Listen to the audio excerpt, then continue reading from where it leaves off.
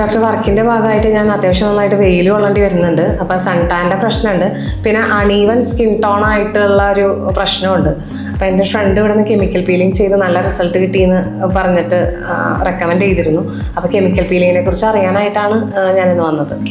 Chemical peel definitely നല്ലൊരു ഓപ്ഷനാണ്. വളരെ സിമ്പിളായിട്ടുള്ളൊരു പ്രൊസീജിയറാണ്. നമ്മളൊരു കെമിക്കൽ ഏജൻറ്റ് സ്കിന്നിൻ്റെ മുകളിലായിട്ട് അപ്ലൈ ചെയ്യും, ഒരു കുറച്ച് സമയം ഒന്ന് വെക്കും, അതിനുശേഷം അത് ന്യൂട്രലൈസ് ചെയ്യും. ഇത്രയേ ഉള്ളൂ, വളരെ സിമ്പിളാണ്. വളരെ കുറച്ച് സമയം വേണ്ടു ചെയ്യുന്നതിനായിട്ട്. മാക്സിമം ഒരു 15 to 20 minutes ഒക്കെ മതിയാവും ഒരു കെമിക്കൽ പീൽ പ്രൊസീജിയർ ചെയ്യാനായിട്ട്. കെമിക്കൽ ഏജൻറ്റ്, കെമിക്കൽ പീൽ എന്നൊക്കെ പറയുമ്പോൾ പലർക്കും പേടിയാണ്. പക്ഷെ ഇതൊട്ടും പേടിക്കേണ്ട ഒരു കാര്യമില്ല. കാരണം ഈ കെമിക്കൽ പീലിന് യൂസ് ചെയ്യുന്ന മിക്ക കെമിക്കൽ ഏജൻസും നമ്മൾ നാച്ചുറലി ഡിറൈവ്ഡ് ആണ്. അതായത് ഫ്രൂട്ട്സിൽ നിന്നും നട്ട്സിൽ നിന്നും കേർഡിൽ നിന്നും ഒക്കെ എക്സ്ട്രാക്ട് ചെയ്തെടുക്കുന്ന മോളിക്യൂൾസ് ആണ് നമ്മളിവിടെ അപ്ലൈ ചെയ്യുന്നത്. ഡോക്ടർ, 15 minutes ആവുള്ളൂ എന്നുണ്ടെങ്കിൽ നമുക്ക് ഇന്ന് തന്നെ ഫസ്റ്റ് സിറ്റിംഗ് ചെയ്യാലേ? അപ്പോൾ പിന്നെന്താ, ഇന്ന് തന്നെ ചെയ്യാം.